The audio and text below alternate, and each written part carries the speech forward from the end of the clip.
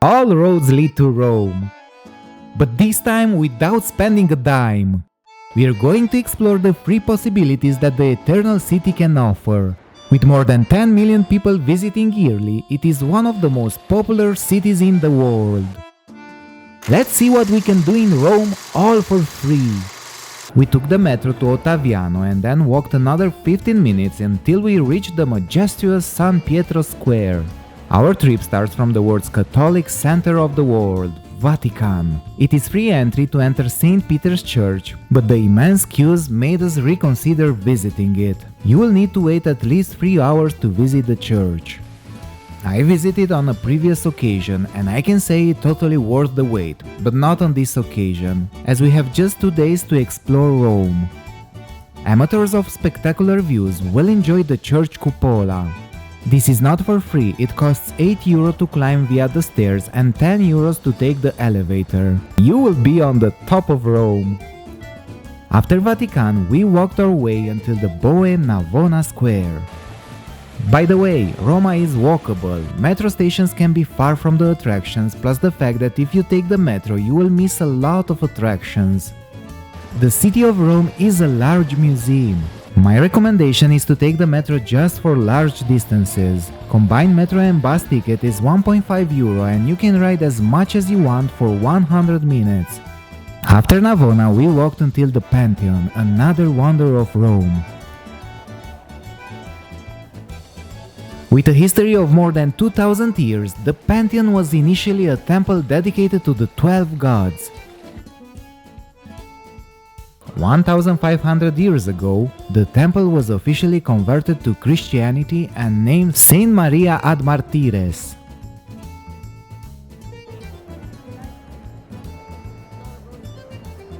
Today, the Basilica is still a church where Christian worship is celebrated continuously.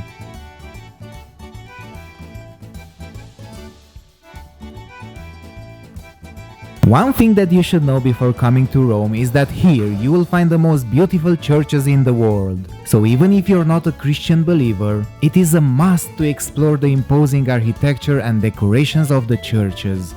You will see them everywhere in Rome and you will see a bunch in this video. So don't go anywhere and please hit the subscribe button to easily come back to this video. One of my favorite attractions is Fontana di Trevi, a one-of-a-kind fountain which is always full of tourists. Later in the video, I will reveal with you another incredible fountain which is literally a hidden gem.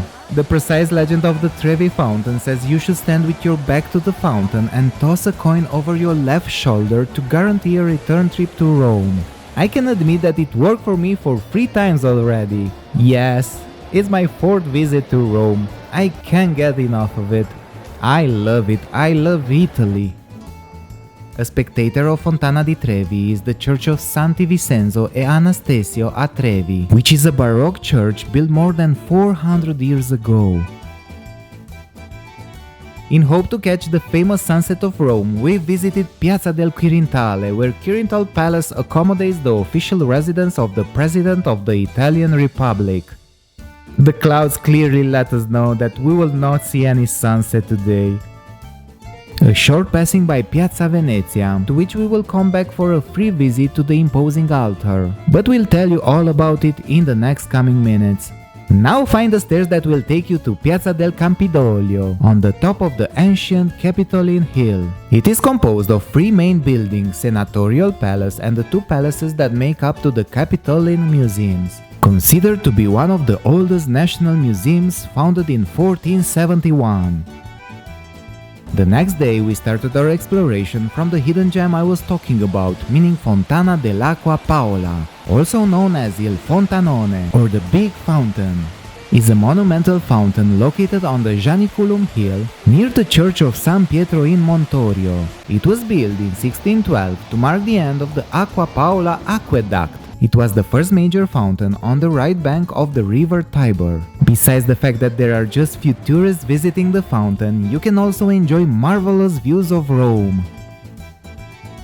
As we went down the hill, our attention was taken by Il Mausoleo Ossario Gianicolense. The mausoleum remembers the martyrs of the last battle and the noble strenuous defense of the Roman Republic.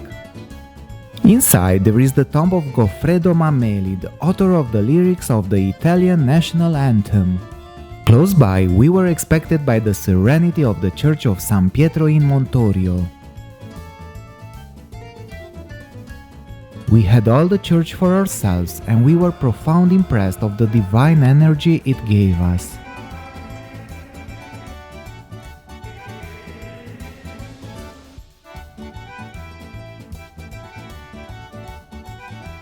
On our way to the next attractions, we discover some of the cutest narrow Italian streets.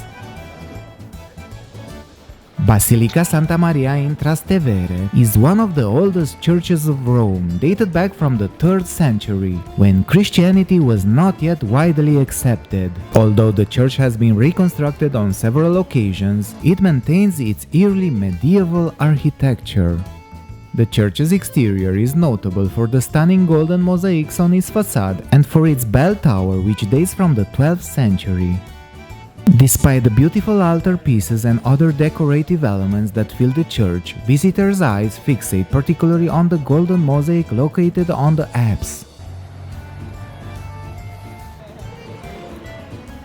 Campo di Fiori, or in direct translation, the Field of Flowers. It is by far the place with the most famous market in Rome. The square is very lively and colorful in the morning because of the daily fresh markets with flowers, fruits, herbs and vegetables.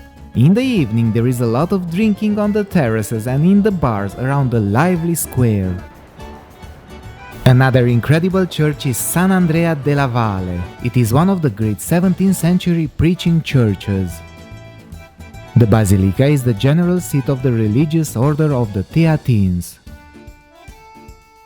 The interior has left us without words. You even have 2 mirrors to explore more in depth the ceiling architecture. Finally reach the Piazza del Popolo, or the People's Square.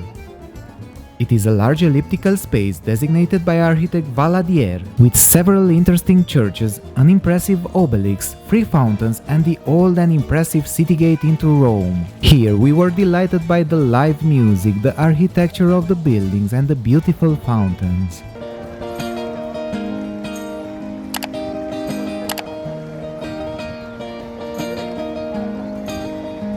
Switching to a dramatic view of the square, back in time, Piazza del Popolo was the main stage for public executions, the last of which occurred in 1826. You will need to climb the hill for a beautiful panorama of the square and the city. From here, we walked around 10 minutes until Piazza d'Espagna, another big attraction in Rome. Right on the top, you'll spot Trinita dei Monti, a 16th century Roman Catholic late Renaissance church. It is best known for its position above the Spanish Steps, which lead down to the famous Piazza di Spagna. The church and its surrounding area are a French state property. The Spanish Steps climb a steep slope between the Piazza di Spagna at the base and dominated by the Trinita dei Monti church at the top. The monumental stairway of 135 steps is a mandatory stop for all tourists. In the Piazza di Spagna at the base is the early Baroque fountain called Fontana della Barcaccia, meaning Fountain of the Longboat, built in 1627.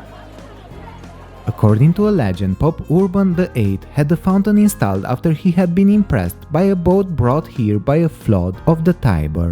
Not so touristic, Piazza Colonna is known by the marble column of Marcus Aurelius, which has stood there since 193 AD. Let's have another short stop to a different church, as spectacular as the rest, San Marcello al Corso Church. No other city is as strongly associated with the Catholic faith as Rome, so it is no surprise that the city has over 900 churches. It's now time to explore Piazza Venezia, the square of the Victor Emmanuel II monument, or the Altar of the Fatherland. The best way to do that is from the courtyard of the altar. You'll enjoy here some of the best views of Piazza Venezia. From here you will spot Teatro Marcello, built in the closing years of the Roman Republic, where Romans could watch performances of drama. From my point of view, best view of Roman Forum and Colosseo is seen from the altar. The Forum is surrounded by the ruins of several important ancient government buildings at the center of the city of Rome. Citizens of the ancient city refer to this space, originally a marketplace, as the Forum Magnum or simply the Forum. For centuries, the Forum was the center of day-to-day life in Rome. It was also the site of triumphal processions and elections, the venue of public speeches, criminal trials, and gladiatorial matches. Fontana del Tritone is a 17th century fountain made by sculptor Lorenzo Bernini. It depicts the sea god Triton blowing a stream of water from a conch, while seated in a large scallop shell supported by 4 dolphins. I mentioned a couple of times that Rome is the city of churches, but did I mention that it's also the city of fountains? Now this attraction is not for everyone. While the Church of Santa Maria della Concessione dei Cappuccini is safe to visit, the Capuchin crypt close by is not. Unfortunately, we could not film inside the crypt, but please be prepared for the crypt, as it will turn your stomach inside out. From my perspective, the Cappuccini have a strange taste for art. Imagine they decorated entire rooms with specific types of human bones. I will not tell you more. We'll let you discover it, but please proceed with caution. The Quattro Fontane, or the 4 fountains, is an ensemble of 4 late Renaissance fountains, located at the intersection of Via della Quattro Fontane and Via del Quirintale. When I first saw these fountains, I was literally impressed. Have you ever seen such kind of fountains? 4 fountains to each corner of the street. Rome, you've impressed me so many times. Now it's time to discover this great masterpiece still lasting for millennials. I saved the best for the end. It is the largest ancient amphitheater ever built, and is still the largest standing amphitheater in the world despite its age. The Colosseum is built of travertine limestone, tuff, which is volcanic rock, and brick-faced concrete. It could hold an estimated of 50,000 to 80,000 spectators at various points in its history, having an average audience of some 65,000. It was used for gladiatorial contests and public spectacles, including animal hunts, executions, reenactments, or famous battles and drama based on Roman mythology, and briefly moxie battles.